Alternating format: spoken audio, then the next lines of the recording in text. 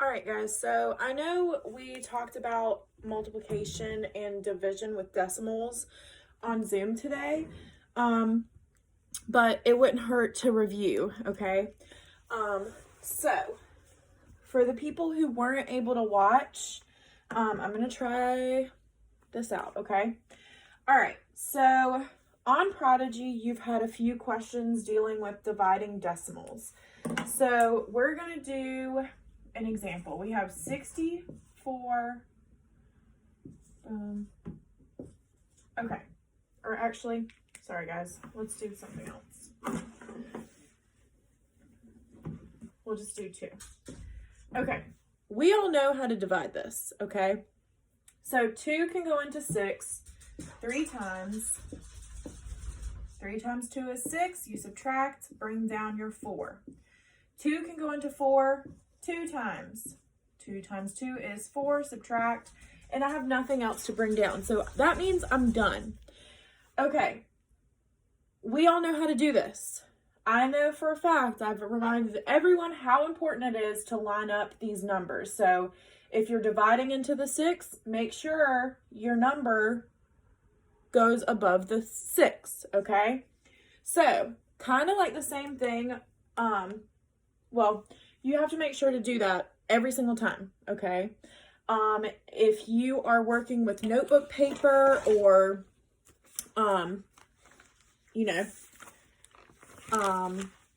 graph paper, computer paper, just make some lines. But what I would do is 6, 4. I actually saw this on Facebook. So parents that are on Facebook, you probably saw that.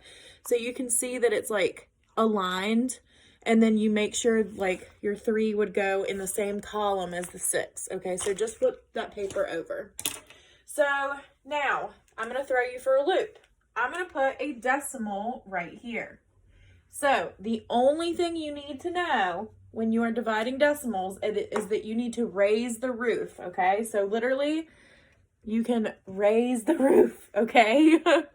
So right then, if I raise this decimal through the roof, whoops, that's going to go right there, okay? I know it's kind of scary. It's okay. Don't let it. If you can divide normally, you can do this. All right, so let's look at multiplication. I'm sorry, guys. Ooh, that's not so good. Okay, so now we're going to look at some multiplication. I'm not quite sure if you've dealt with multiplication on Prodigy with decimals, but it doesn't hurt to review. Okay. All right, so we have 22 times 3. Okay, we all know how to multiply. 3 times 2 is 6. 3 times 2 is 6, okay? So now I'm going to throw you for a loop. If I have a decimal right here, say that's in my problem, okay, you're going to count how many numbers are behind your decimal. So I only see one decimal, and there's only one number behind the decimal.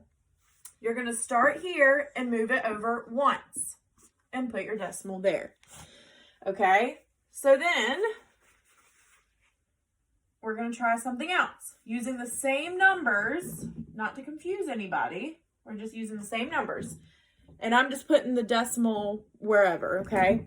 So say I have 22 hundredths times 3. How many numbers are there behind the decimal? There's 2. So that means 1, 2, boom.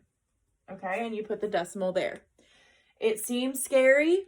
Again, if you know how to multiply normally, which you all do, you can do this. Okay. We didn't really talk about this on the Zoom conference call. So let's say I had a decimal there and a decimal here. How many numbers are there behind the decimal total? So we have 1, 2, 3. Okay. So that means I need to move my decimal 3 times. So 1, 2, 3. Boom. I cannot have an empty space.